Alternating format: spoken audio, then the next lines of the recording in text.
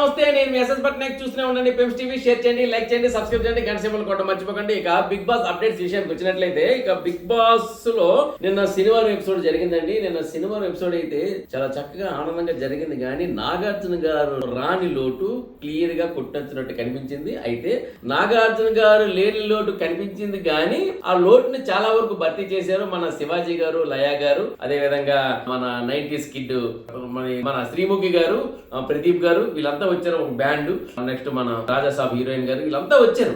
అంతా వచ్చి వాళ్ళు చాలా ఎంటర్టైన్ చేశారు. అసలు శివాజీ గారు, లయా గారు అయితే entertainment peaks peaks peaks peaks అంటే పీక్స్ లో చేశారు. సో ఒకటి అంతా ఎంటర్టైన్మెంట్ చేశారు, అంతా చాలా చక్కగా చేశారు. నాగార్జున గారే ఆయన అలా వచ్చి అలా వెళ్ళిపోతే చాలు, అంతే. ఆ మన్మధుడు ఇట్లా వచ్చి అట్లా వెళ్ళిపోతే ఆ లుక్కే వేరు. బిగ్ బాస్ కి ఒక ప్రత్యేకమైన అందమే నాగార్జున. సో ఆ నాగార్జున గారు లేకపోవడంతో ఈ ఎపిసోడ్ కొంచెం తిరిగా అనిపించింది. సాటర్డే ఎపిసోడ్ ఏదైనప్పటికీ అది మనం నాగార్జున గారి అభిమానులు కాబట్టి అలా అంటాము. నాగార్జున గారు కావాలి, ఆయన్ని చూడాలి, ఆయన్ని చూస్తే చాలు మన మనసు హ్యాపీ అయిపోద్ది.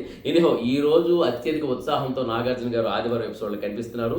ప్రతిసారి అత్యధికమైన ఉత్సాహంతోనే కనిపిస్తారు, కానీ ఈసారి మరింత ఉత్సాహంతో, అంటే అంతకు మించి అనే లెవెల్లో కనిపిస్తున్నారు. ట్రైలర్ కూడా ఎరగదీశారు. ఇక బిగ్ బాస్ ఎపిసోడ్ ఈ రోజుతో ఎండ్ అయిపోతుంది. ఈ సీజన్ 9 ఈ రోజుతో ఎండ్ అయిపోతుంది. మొత్తానికి ఏంటంటే టాప్ 5 మెంబర్స్ మిగిలేరు. టాప్ 5 లో నిన్న 2 వెళ్ళిపోయారు. అయితే సంజన గారు టాప్ 5 లో వెళ్ళిపోయారు. సంజన గారు వచ్చి టాప్ 5 లో వెళ్ళిపోవడం ఏంటంటే, ఓకే ఆమె టాప్ 5 వరకు ఉంటారు. నిజంగా ఎవరు అనుకోలేదు. నిన్న ఎమానియల్ అంటారు టాప్ 3కే ఆమె వెళ్ళిపోతారు, థర్డ్ వీక్కే ఆమె వెళ్ళిపోతారు అని అనుకున్నారు అందరూ. మరి కొంతమంది అయితే ఫస్ట్ వీక్ ఇక్కడ బాత్రూమ్ లోని ఆ షాంపూ ఇవన్నీ చూసాక ఈ వీక్ అవుట్ ఈ అమ్మాయి, ఎందుకంటే 14 మంది ఒకవైపు, ఒక్క ఆవిడ ఒకవైపు ఉన్నారు కాబట్టి వెళ్ళిపోతారు అనుకున్నారు. కానీ ఆ వీక్ లో ఆమె కెప్టెన్ అయ్యారు. అది కదా అసలైన ట్విస్ట్. మరి ఆమె ప్రతిసారి కూడా సంజన గారు ఏంటంటే మన ఊహలకు అందని రీతిలో ఆమె యాక్టింగ్ అయితేనేమి, పెర్ఫార్మెన్స్ అయితేనేమి, లోపల ఆమె దొంగతనం, దోబూచులాట్లు, నెక్స్ట్ ఎదుటి వ్యక్తుల్ని ఇరిటేట్ చేయడం, మరి తద్వారా ఆమె ఆనందాన్ని పొందడం. మరి భరణి గారండి, మరి హరీష్ గారు వేరే లెవెల్లో దెబ్బలాడుకుంటే ఆమె ఎవరు మన స్పైడర్ సినిమాలోని మన సూర్య అలా ఆమె చూసి నవ్వుకోవడం, అంటే ఒక రకమైన ఆనందం. అంటే ఈ ఆనందంతో ఆమె క్రియేట్ చేసి ఇంకా ఆమె వెళ్ళిపోతుందేమో అనుకున్నట్టు ఆమె ఈరోజు టాప్ 5 వరకు వచ్చి నిల్చుందంటే గ్రేట్. సంజన గారు డిజర్వ్ అని అనిపించింది. ఎందుకంటే ఆమె తనకు వీడియో చూపించేటప్పుడు బిగ్ బాస్ ఆమెని పొగిడేటప్పుడు ఏంటంటే, నిజమే కదా ఈమెలో ఇంత మంచి యాంగిల్ ఉంది కదా. అదే ఏదైనా సరే మనిషిలో ఉండే ఒక యాంగిల్ ఎంతవరకు తీసుకొస్తుంది. ఆమె ఏ లక్ష్యంతో అడుగుపెట్టిందో బిగ్ బాస్ కి, నా మీద ఒక మాయన మచ్చ ఉంది, అది తుడుపుకొని సంజన అంటే ది గ్రేట్ పర్సన్ అనిపించుకోవాలి అనేది ఆమె లక్ష్యం. అలా నేను చివరి దాకా నన్ను నిరూపించుకుంటున్నది. నిజంగా ఆమె ఏ లక్ష్యంతో, ఏ కోరికతో ఆమె ఇక్కడికి వచ్చిందో ఆ లక్ష్యాన్ని ఆమె నెరవేర్చుకుంది. ఆమె గోల్ రీచ్ అయింది అని మాత్రం ఖచ్చితంగా చెప్పుకోవచ్చు. ఇక ఎమాన్యుల్ విషయానికి వచ్చినట్లయితే, ఎమాన్యుల్ ఒక కమిడియన్గా ఎంటర్ అయ్యాడు. వెళ్ళిపోవడం ఒక హీరో లెక్కలో వెళ్ళిపోయాడు. కానీ మరి ఎమాన్యుల్ ఏంటంటే మొట్టమొదట ఆమెకి కిరీటం ఎవరికి రాలేదు, ఆయనకి వచ్చింది ఒక కిరీటం. దాని తర్వాత పవరాస్త్ర వచ్చింది, తర్వాత గోల్డ్ స్టార్స్ వచ్చింది. మొట్టమొదట ఏ విషయంలో చూస్తే అన్నింటిలో ఫస్ట్ ఏమన్నాడు, ది బెస్ట్ అనిపించుకున్నాడు ఎమాన్యుల్. మరి ఇలాంటి ది బెస్ట్ అనిపించుకున్న ఎమాన్యుల్ రన్నరా విన్నరా అనే నిన్నటి వరకు అందరూ ఆలోచనలో ఉండేవి. సరే ఇంకా తనూజ కళ్యాణ్ వస్తున్నారు కదా, ఈయన థర్డ్ పొజిషన్కి వస్తాడేమో అనుకున్నారు. కానీ ఏకంగా ఆయన థర్డ్ కూడా కాదు, 4th పొజిషన్కి వచ్చారు. ఇది మాత్రం కొంచెం బాధాకరమైన విషయం. ఆయన గెలవడం అంటే టాప్ 5కి రావడమే ఒక రేంజ్, కానీ ఆయన రేంజ్ ఏంటంటే 1 వస్తాడని ఎక్స్పెక్ట్ చేసాం అందరం.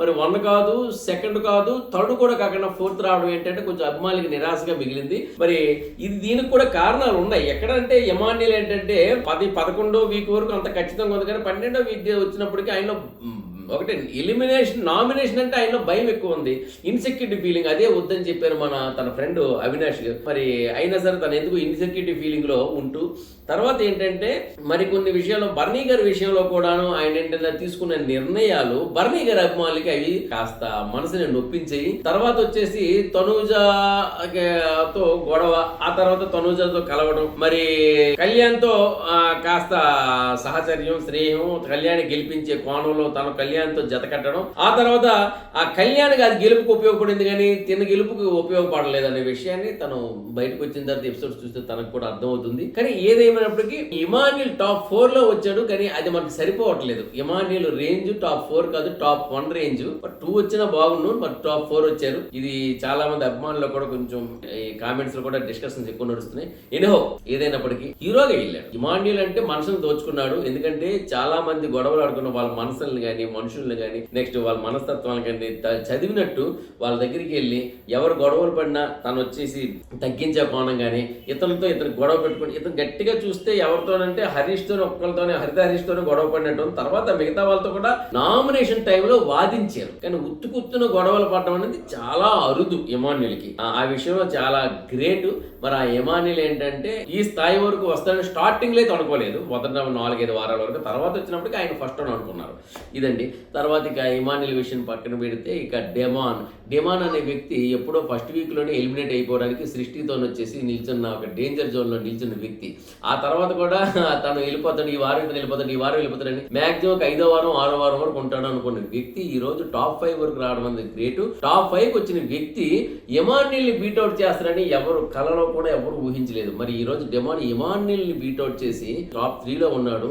యాక్టింగ్ ఏంటంటే ఇంకా టాప్ 2 కా టాప్ 1 గా అనే రేంజ్ లో కూడా ఆలోచించే అభిమానులు ఉన్నారండో డెమాన్కి. ఎందుకు అంటే డెమాన్ అనే వ్యక్తి ఏంటంటే తన కలల రాని బయటికి వెళ్ళేంత వరకు ఈ కలల రాజు బయటికి రాలేదు. యాక్చువల్గా ఏంటంటే ఇందాక అదే నిన్న రాత్రి ఎపిసోడ్లో కూడా శివాజీ గారు లయా గారు వచ్చి వాళ్ళు పర్ఫామ్ చేశారు. ఎవరిలా మేము పెర్ఫామ్ చేస్తున్నామో తెలుసా అంటే అందరూ ఇంకా వీళ్ళిద్దరు అనుకున్నారు.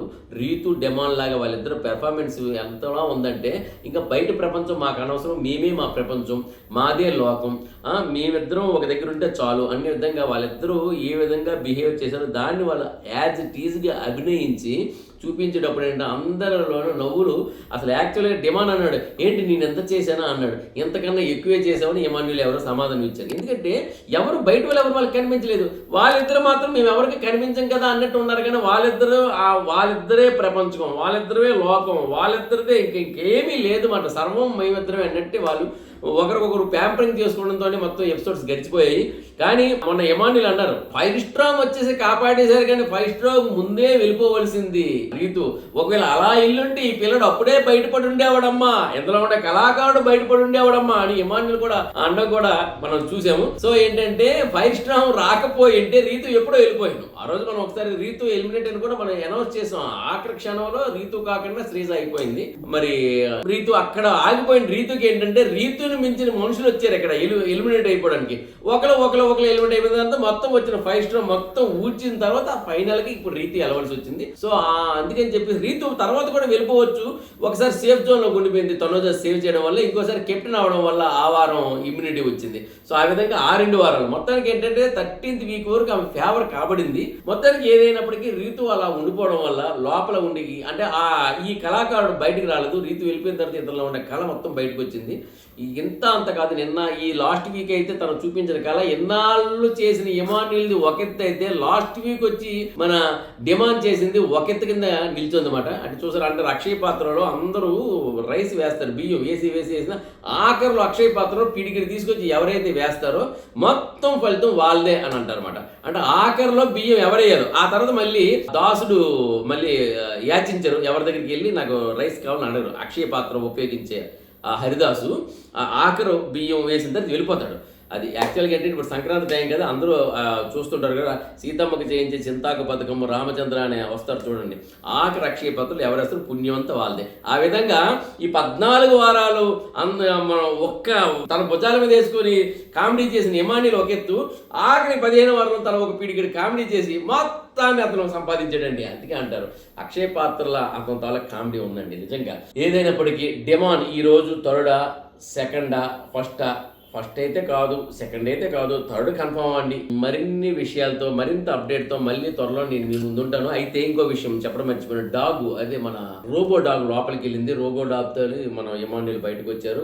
మరి నవీన్ పాలిసిటీ ఇవన్నీ కూడా మళ్ళీ నేను ఎందుకు చెప్పడం, సాయంత్రం చూస్తారు కదా, సాయంత్రం చూసేటప్పుడు ఎందుకు ఈ ఆఖరి వారం కూడా నేను పెప్పెందుకు పోగొట్టడం, ఆ ఉత్సాహంతో మీరు చూడండి. చాలా ఉత్సాహంగా ఈ రోజు ఎపిసోడ్ వస్తుంది, అత్యద్భుతంగా ఉంటుంది. ఎవరు కప్పు గెలిచారు అనేది ఇప్పుడు మీకు మనందరిలో ఉత్కంఠభరితంగా ఎదురు చూస్తున్న ఒక $1 మిలియన్ ప్రశ్న. మరి కళ్యాణ తనూజ ఎవరు కాసేపట్లో నేను మీ ముందు ఉంటాను. అంతవరకు సెలవు. నమస్తే. నేను మీ ఎస్ఎస్ పట్నాయక్. చూస్తూనే ఉండండి పిఎమ్స్ టీవీ. షేర్ చేయండి, లైక్ చేయండి, సబ్స్క్రైబ్ చేయండి, గంట సింబల్ కొట్టడం మర్చిపోవద్దు. నమస్తే.